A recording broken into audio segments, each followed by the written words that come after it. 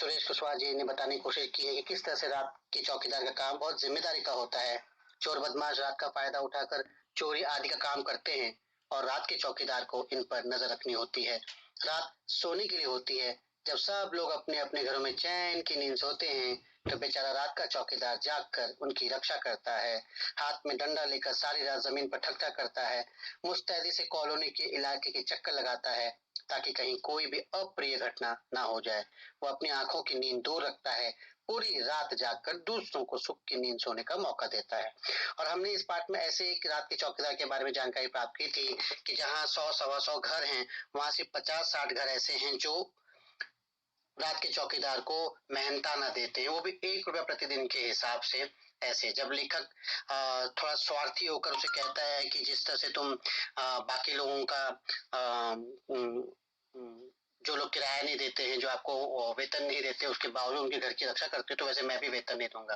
लेकिन लेखक को बाद में अपनी गलती का एहसास होता है और वो चौकीदार के जीवन को ध्यान में रखकर बाद में उसे अपना वेतन, जो उसका वेतन है, जो उसका मेहनताना है, वो उसे प्रदान करता है। तो उसी संबंधित स्वाध्याय को हम करने जा रहे हैं बच्चों। उसी पाठ से संबंधित स्वाध्याय यानी एक्सरसाइज। इस स्वाध्याय को आपको नोटबुक में या वर्कशीट या शीट में जो भी जहाँ पे भी आप लिखते हैं इसे लिखना है। मैंने यहाँ पे प्रश्न के साथ उसके उत्तर भी दिए बच्चों, लेकिन ये तो छोटा सा हिस्सा है। इसके अलावा मैंने अलग से इस पाठ का पीडीएफ वर्कशीट भी आपको देना है, वो भी आपको दूंगा। तो साथ में दोनों को सॉल्व कीजिए। जितना ज्यादा आप सॉल्व करेंगे उतना ज्यादा आपके लिए फायदेमंद होगा बच्चों। देखो अब रट्टा मार पद्धति खत्म हो गई। अब अच्छी बात है कि नई पद्धतियां आ रही हैं जिससे आपका विकास हो, आपका मानसिक विकास हो।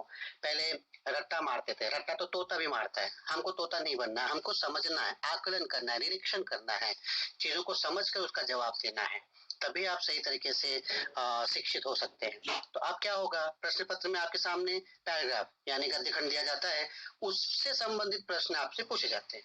अब अगर आपको गद्य खंड यानी पाठ अच्छे से समझ में आता है, उसके कठिन शब्दावली, मुहावरों के अर्थ सब आपको अच्छी तरह से आते हैं, आप पाठ अच्छी तरीके से समझ चुके हैं, तो उत्तर भी आप एक झटके में आराम से दे सकोगे।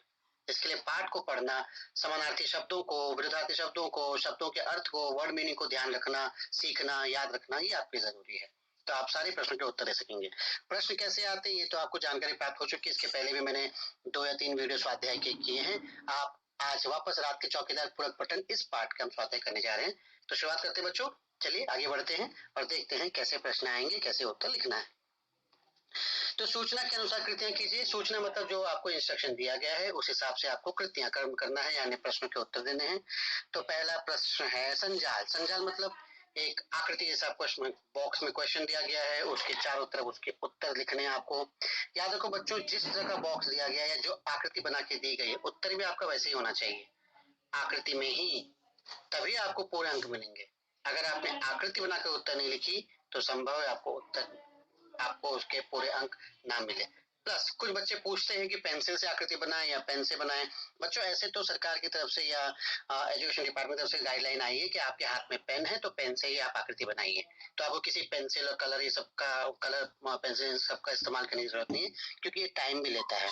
तो आपको हाथों से, पेन से ही आकृति बनानी है। तो पहला प्रश्न है, चौकीदार से मारपीट करने वाले। अब देखो आप बच्चों, जब हमने पाठ पढ़ा था तो उसमें दिखा था कि रात में जब चौकीदार चौकीदारी करता है तो उसके साथ कौन कौन से लोग हैं जो मारपीट करते हैं, है ना। तो कौन कौन से लोग थे वहां पे, सिंपल तरीके सामने सामने उत्तर आया था। कितना आसान है, आपको याद नहीं करना पड़ रहा है, बस पैराग्राफ देखो, समझो और उत्तर लिखो। मात्राओं की मिस्टेक नहीं होनी चाहिए, पूरे अंक ले जाओ। नशे वाले लोग मारपीट करते चौकीदार से। पत्ते वाले जो पत्ते खेलते हैं वो मारपीट करते हैं। गुंडे जो गुंडे टाइप के लोग होते हैं वो मारपीट करते हैं। बदमाश जो बदमाश टाइप के लोग। तो ये 4 बॉक्स थे, 4 उत्तर। हो सकता है इससे ज्यादा भी उत्तर हो, जितने उत्तर हो, लेकिन आपसे 4 पूछा गया तो आपको 4 ही उत्तर लिखना है। फिर अगला प्रश्न है, लिखिए क्या चौकीदार द्वारा पैसे न देने वाले घरों की भी रखवाली करने का कारण।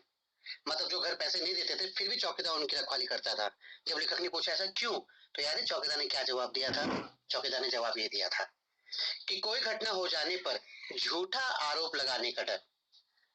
चौकीदार ने कहा था ना कि अगर कहीं कोई वारदात ना हो जाए, भगवान कहीं कोई वारदात ना हो जाए, भगवान ना करे कोई वारदात ना हो जाए, तो लोग झूठा आरोप लगाते हैं। तो झूठा आरोप लगाने का डर तथा चौकीदार का केवल पैसे के लिए काम न करने का विचार। याद है उस चौकीदार ने कहा था कि मैं सिर्फ पैसों के लिए काम नहीं करता, मतलब उसका प्राइम मकसद है लोगों की रक्षा करना। तो ये उत्तर था, तो ये कारण था कि जो पैसे नहीं देते थे उनके घरों की रखवाली भी वो करता था। जरूरी नहीं बच्चों जिस शब्द में मैंने उत्तर लिखा उसी शब्द में आप उत्तर लिखो, ऐसा जरूरी नहीं है, आपके शब्द अलग हो सकते हैं, मतलब वही होना चाहिए जो यहाँ पे दिया गया है कि वो जो कोई उस पर झूठा आरोप न लगाए और वो सिर्फ पैसों के लिए काम नहीं करता था। ऐसे भी आप सिंपल सरल शब्दों में उत्तर लिख सकते हैं। फिर दूसरा है चौकीदार की असुरक्षा के कारण। चौकीदार असुरक्षित क्यों अपने आप को असुरक्षित क्यों महसूस करता था? क्यों? क्योंकि गुंडे बदमाशों का मारपीट करना। रात में गुंडे अभी देखिए चौकीदार अकेला है, गुंडे बदमाश अकेले नहीं, वो 4 ग्रुप में होते हैं, तो उनकी मारपीट से चौकीदार लोगों को सुरक्षा देना है, इसलिए वो रात में काम करता है। देखिए ऐसा है। नीचे दिए गए अनेक शब्दों के लिए एक शब्द लिखिए बच्चों। नीचे दिए गए अनेक शब्दों के लिए मतलब रातों में सड़क पर लाठी ठोकते सीटी बजाकर पहरा देने वाला, तो इस लाइन के लिए एक शब्द आपको देना है, तो आपको तो पता ही चल गया होगा, चौकीदार, है ना? यही तो उसी तो पूरा पाठ है। अपनी जिम्मेदारियों तथा कर्तव्य को निभाने वाला, तो हम क्या कहते हैं उसको? जिम्मेदार है, तो जिम्मेदार। उसके बाद घटना के अनुसार वाक्यों का उचित क्रम बना के लिखे बच्चों। मैंने पहले भी कहा है सबसे आसान यही होता है, मतलब सामने पैसेज में घटना दी गई है, जो भी लिखा गया है, लाइन दी गई है, कौन सी लाइन पहले आती है, कौन सी उसके बाद आती है, कौन सी उसके बाद आती है, आपको उसे उतार देना है। यहाँ पे देखिए 3 लाइन दी है। सबको किसी न किसी का डर लगता है, रात में अकेले घूमते तो डर नहीं लगता, ऐसा पहले मेरे साथ हो चुका है साहब जी। तो ये 3 लाइन दी है, उल्टा सीधा ऑर्डर है, क्रम ऊपर नीचे है, इसको सीधा करना। तो पहले कौन सी लाइन थी पैराग्राफ में? पहले ये लाइन थी, ऐसा पहले मेरे साथ हो चुका है साहब। दूसरा, रात में अकेले घूमते तुम्हें डर नहीं लगता। और तीसरा, सबको किसी न किसी का डर लगता है साहब, थप्पड़ से डर नहीं लगता। मुझे फिल्म का डायलॉग याद आ गया। खैर आगे बढ़ते हैं। लूट डकैती करने वालों ने चौकीदार से मारपीट की, ये समाचार पढ़कर मन में आए विचार लिखिए बच्चों। ये स्वमत है। स्वमत जैसे मैंने कहा है 2 नंबर के लिए आता है, बड़ा आसान होता है, बड़ा आसान, बड़ा इजी, इतना अच्छा कि बच्चे इस प्रश्न को करते ही नहीं है। और बताओ, नहीं करते। अपने विचार लिखने हैं, जो आपके मन में विचार आता लिख दो, आपको अंक मिलेंगे, जरूर मिलेंगे। मात्र 2 अंक का तो है, क्या लिखना है? 2 अंक के हिसाब से लिखो, 5-6 लाइन लिखो जो आपके मन में आता है। जैसे यहाँ पे लिखा है लूट डकैती करने वालों ने चौकीदार से मारपीट की, तो आपके मन में क्या आया? तो लिख सकते ना, ये समाचार पढ़ के मेरे मन में विचार आया कि बेचारा चौकीदार रात भर हमारी सुरक्षा करता है और कुछ भी असुरक्षित चीज से सबसे पहला सामना चौकीदार का होता है। हमारी रक्षा के लिए वो अपनी जान हथेली पर रखकर हमारा ध्यान रखता है। जब चौकीदार से इस तरह से लूट डकैती करने वाले मारपीट करते हैं तो मुझे बड़ा दुख होता है। मुझे ऐसा लगता है कि चौकीदार का भी ध्यान रखा जाना चाहिए और इसके लिए चोर डकैती करने वालों के मन में पुलिस का डर होना चाहिए।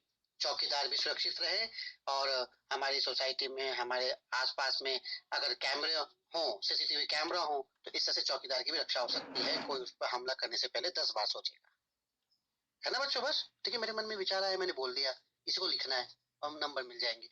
आपको भी यही करना है। पता नहीं क्यों छोड़ देते हैं, नहीं छोड़ना है, लिखिए, कुछ ना कुछ लिखिए, नंबर आपको जरूर मिलेंगे। अब आते हैं बच्चों भाषा बिंदु यानी व्याकरण सेक्शन में। निम्नलिखित वाक्यों में से सर्वनाम छांटकर भेदों सहित लिखिए। सर्वनाम।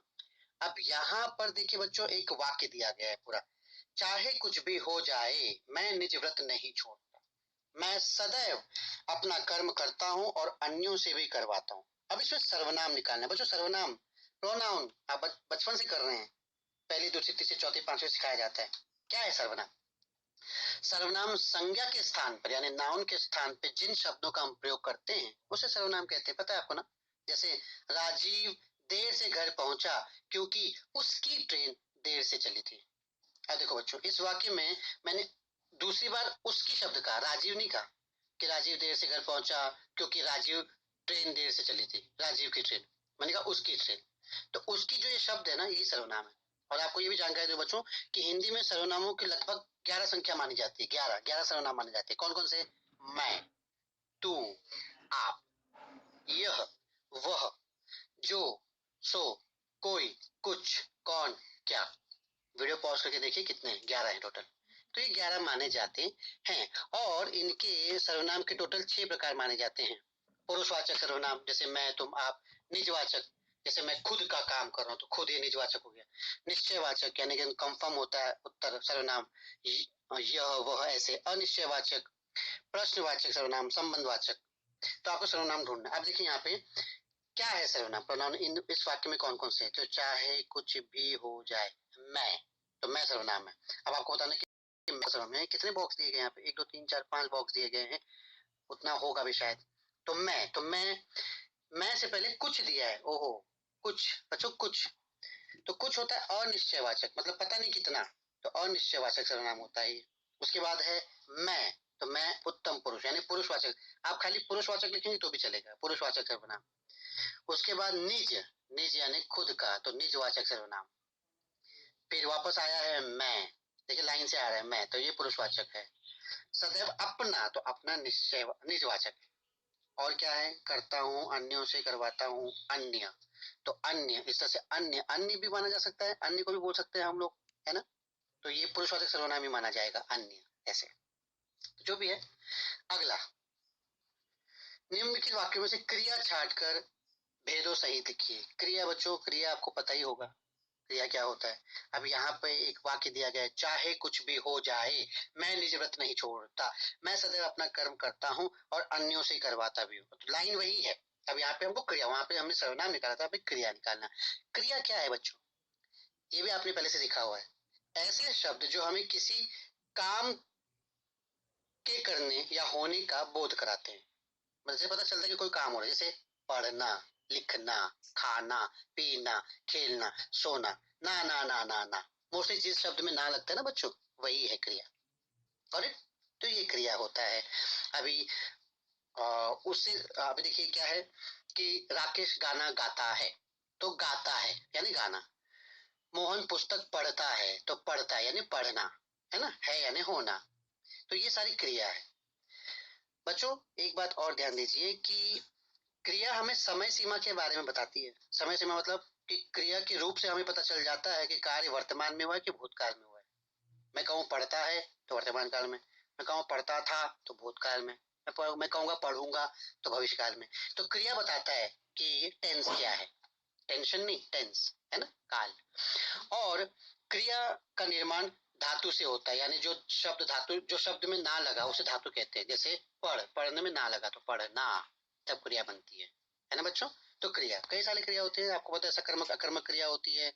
फिर आपको पता है कि इसके अलावा प्रेरणार्थक क्रिया, संयुक्त क्रिया होती है ना। तो यहाँ पे देखते क्रिया क्या है, चाहे कुछ भी हो जाए, तो हो जाए ये क्रिया। यहाँ पे कितने बॉक्स दिए गए हैं, 4 बॉक्स। तो हो जाए, जब दो क्रिया साथ में आती बच्चों, हो यानी होना, जाए यानी जाना, तो उसे संयुक्त क्रिया कहते हैं, ध्यान देना, ठीक है। मैं निज व्रत नहीं छोड़ता, तो आया छोड़ता, तो सकर्मक क्रिया। सकर्मक क्रिया किसे कहते हैं बच्चों, जिस क्रिया में कर्म का होना जरूरी होता है। जैसे आप अंग्रेजी में कहते हैं ना सब्जेक्ट ऑब्जेक्ट, तो ऑब्जेक्ट होना जरूरी है सब्जेक्ट के साथ। जैसे रमेश फल खाता है, रमेश सब्जेक्ट है, हिंदी में बोलेंगे कर्ता, फल ऑब्जेक्ट है, तो रमेश क्या करता है, फल खाता है, ऑब्जेक्ट खाता है ना। तो ऑब्जेक्ट भी है, कर्म भी है।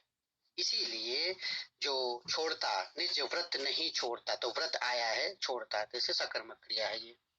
मैं सदैव अपना काम करता हूँ, तो करता हूँ, करना, हूँ यानी होना, ये भी संयोग क्रिया हो गया। और अन्यों से करवाता हूँ, तो करवाता हूँ, तो ये हो गया प्रेरणार्थक क्रिया। प्रेरणार्थक क्रिया बच्चों आपको पता है, जिस क्रिया से ये पता चले कि कर्ता स्वयं काम न करके किसी और से करवा रहा, तो करवाता हूँ, देखो आप लिखे करवाता हूँ किसी और से। तो चूंकि दो है, करवाता हूँ साथ में, तो इसका संयुक्त और प्रेरणार्थक क्रिया, तो ये द्वितीय प्रेरणार्थक है। करना, कराना, करवाना, करवाना द्वितीय प्रेरणार्थक है, संयुक्त भी है, तो ये दोनों। समझ में आया बच्चों।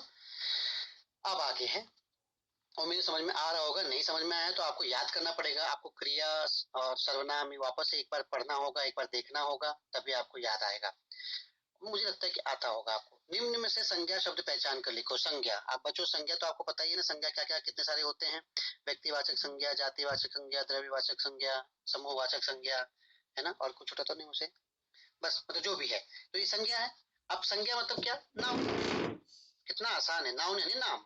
तो मोहन पहले मुझे मिल गया है, तो मोहन, तो मोहन क्या है, व्यक्तिवाचक, व्यक्ति का नाम है। फिर आ गया फल, कौन सा फल नहीं पता, तो जातिवाचक। उसके बाद आ रहा है टोकरी, कौन सी टोकरी, जातिवाचक, है ना। उसके बाद आ रहा है आम, आम जातिवाचक, बहुत सारे आम होते हैं ना, तो कौन सा आम, जातिवाचक। उसके बाद बेर, बेर, अब बेर में भी सारे बहुत सारे होते होंगे, तो जातिवाचक। अंगूर जातिवाचक, काला अंगूर, हरा अंगूर, जो भी है पता नहीं, वैसे तो अंगूर की विशेषता हो जाती थी, पर अंगूर भी अलग होते होंगे, तो जातिवाचक। और गुच्छे, गुच्छे यहाँ पे जातिवाचक लिखा है बच्चों, ये जातिवाचक नहीं है, गुच्छा तो समूहवाचक होना चाहिए। समूहवाचक होगा ये, यहाँ पे रॉन्ग छप गया है, माफ करना, लेकिन मैंने बोला ना तो अभी आप समझिए, गुच्छा समूहवाचक। उसके बाद पानी, तो पानी है द्रव्यवाचक यानी मटेरियल नाउन। ठीक है बच्चों। अब अगला है, निम्नलिखित में से विशेषण पहचान कर भेदों सहित लिखिए। विशेषण, अब विशेषण, ये तो और भी आसान है बच्चों, विशेषण किसे कहते हैं? जो शब्द, जो वर्ड संज्ञा या सर्वनाम की विशेषता बताता है, मतलब उनके गुण, दोष, संख्या, परिमाण, उनके बारे में बताता है, उसे विशेषण कहते हैं। जैसे हम कहते हैं ना कि काला कुत्ता, तो कुत्ता कैसा है? काला है, तो काला, तो काला विशेषता हो गया, है ना? तो इसका, इसमें काला जो शब्द है विशेषण है। ठीक है बच्चों। उसी तरह से बड़ा, काला, लंबा, दयालु, भारी, सुंदर, कायर, टेढ़ा मेढ़ा, एक, दो, ये सारे विशेषण होते हैं। अब यहाँ पे वाक्य दिया है, मोहन ने फलों की टोकरी में कुछ रसीले आम, थोड़े से बेर तथा कुछ अंगूर के गुच्छे साफ पानी से धोकर रखवा दिए। तो कुछ कितने सारे प्रकार होते हैं विशेषण के बच्चों? गुणवाचक होता है, संख्यावाचक, परिमाणवाचक, सार्वनामिक विशेषण, ये चार मेजर विशेषण होते हैं। तो कुछ, तो ये संख्यावाचक है, क्या है? कुछ रसीले आम, तो कितने आम? तो अनिश्चित संख्यावाचक। रसीले गुणवाचक, आम कैसे? रसीले, तो गुण बता रहा है। थोड़े, तो ये भी अनिश्चित संख्यावाचक, थोड़े से बेर, कितने बेर? थोड़े से, तो अनिश्चित संख्यावाचक। और साफ, पानी कैसा है? साफ है, तो गुणवाचक। तो इस तरह से बच्चों हमने व्याकरण